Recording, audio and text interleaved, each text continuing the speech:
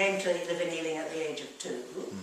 And I've been at school in Ealing. I went to Nottingham High School.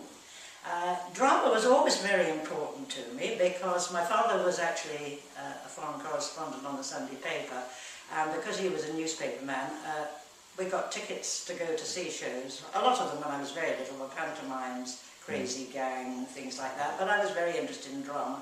And because my mother, who was actually German and didn't actually speak much English, and at the age of 25 with a small child, she used to spend all her afternoons in the cinema, so I got to see an awful lot of films. So I got quite the theatrical and acting bug quite early on.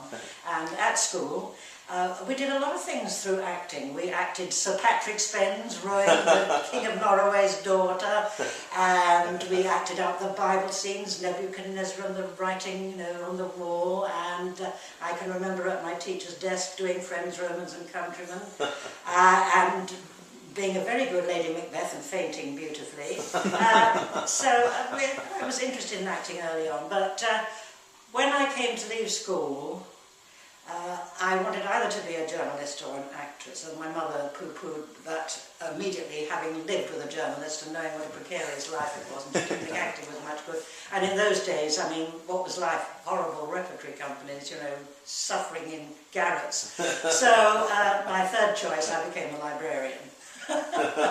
Anyhow, I then had wanted to do something, but life just after the Second World War was extremely boring. There was absolutely nothing to do if you were a young person. If you belonged to a church, you went to the church youth club. I was an atheist, so I didn't do that. I was a socialist, so I couldn't join the young conservatives. I was quite good at tennis, but I didn't really fancy the tennis club crowd, so what else was there? Oh, there was this little notice, Questers, so I thought, oh, right, I'll give them a go.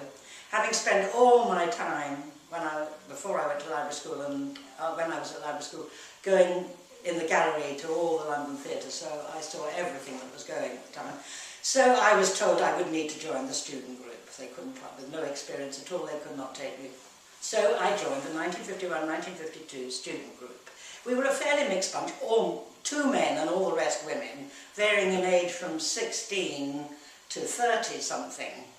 You see, I have to say, there was very little for young people to do.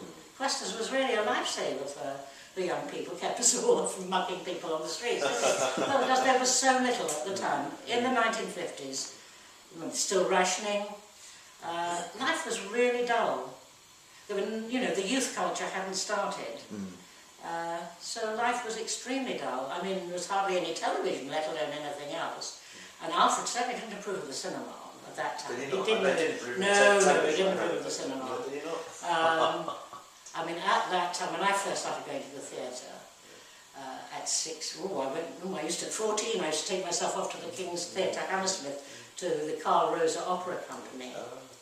And then, of course, I started, the Old Vic was at the New Theatre in Charing Cross Road at that time, and you used to get a gallery ticket. You used to go and get a 6-penny ticket for a stool, and then you get into the gallery. And you pay another 6-pence for a cushion, perhaps, who knows. Certainly at the King's Theatre, Hammersmith, it was all stone seats. So I was a very early theatre goer. Anyhow, I did the student group, but it coincided with me being at library school, so I was really torn between the two. But when I finished the student course, by that time I'd qualified as a librarian, and I got my first professional job as librarian of the British Film Institute. I was only 20, and I'm afraid the cinema rather took over. And so I spent an awful lot of my time in the cinema, away from Questers. But the Questers was all, my social life was always around Questers. Something about this place, isn't there? I was very torn between the two at that time, but that was just for 4 years, you know, really. So what did you do at the British Film Institute? When I qualified as a librarian, I left library school. It was my very first job, my first professional job.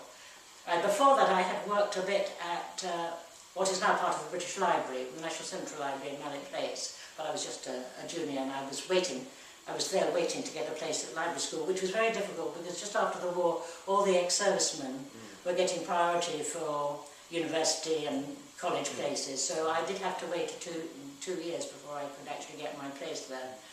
And so I did work there, but my first professional job at 20 was at the British Film Institute. I started off as librarian and I finished off as information officer in charge of the information department. Well, what does that involve, information? The information department, well, we had a record of every single film that was made. We had to keep a record of that. We had information on all the films, so we could supply people with information. We had a big library there, of course, and we had people doing research students who would come in. And I would have interesting letters. I used to get a regular letter from somebody in prison on the Isle of Wight, always wanting to know about films. I used to correspond with him, and it's funny enough, his name was Fagin. And he always used to write in green ink. And there were a lorry driver used to write to me regularly, and then his letters stopped. And his landlady wrote to me and she said, "You'll be very sorry to hear that he has died," because he used to write me once a week. Every place that he stopped with his lorry, he would go to the cinema, and then he knew what was going to be on. He would find in advance, and I would have to write and tell him who was in it, who directed it, how long it was. I don't think they do that service They now. don't do that anymore. No, it was a very interesting time. I can remember when Lindsay Anderson came and plonked on my desk, wrapped up in newspaper, which I thought was fish and chips, which he might have brought in, and it was his Oscar. His short film that he made in the short film season. Yes, he got for his documentary, he got his first Oscar. Yeah. No, so I was a bit torn between the two places to spend my nights in the cinema. So, but nevertheless, Questers has been absolutely one of the most important things in my life. From the age of 18, 19, really. And here I am, a year off 80.